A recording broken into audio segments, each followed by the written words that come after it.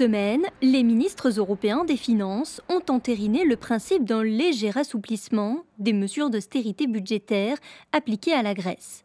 En échange, la Grèce s'est engagée à réformer encore une fois son système de retraite, son droit du travail et sa fiscalité. Si l'austérité, c'est ce qui empêche de mettre en place des programmes sociaux, nous ne voulons pas d'austérité en Grèce.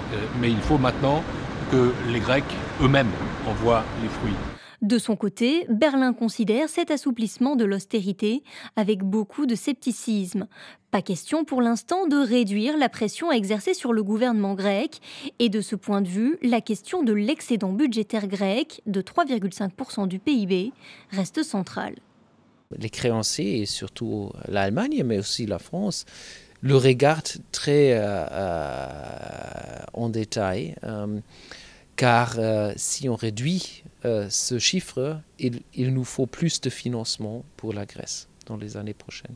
Il reste encore à déterminer vers où sera dirigé cet excédent, à savoir s'il sera utilisé pour rembourser la dette ou pour investir dans le pays.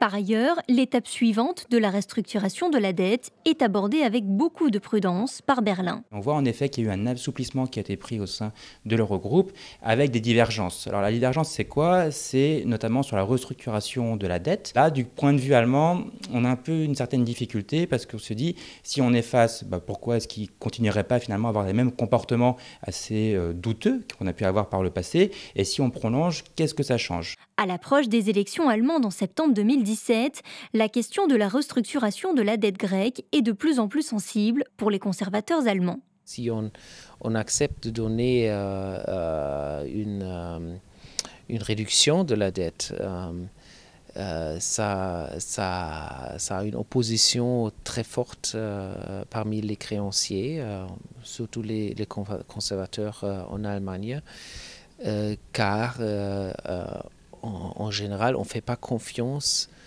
que la Grèce utilise ce marge de manœuvre d'une bonne façon. En année d'élection, c'est encore plus difficile. Avec les élections du Parlement allemand, la chancelière veut éviter que la question grecque vienne polluer la campagne électorale. Mais son concurrent Martin Schulz pourrait être tenté d'utiliser cette carte pour la mettre sous pression. En attendant, les représentants des créanciers vont retourner à Athènes d'ici les prochains jours pour discuter des réformes structurelles attendues en Grèce.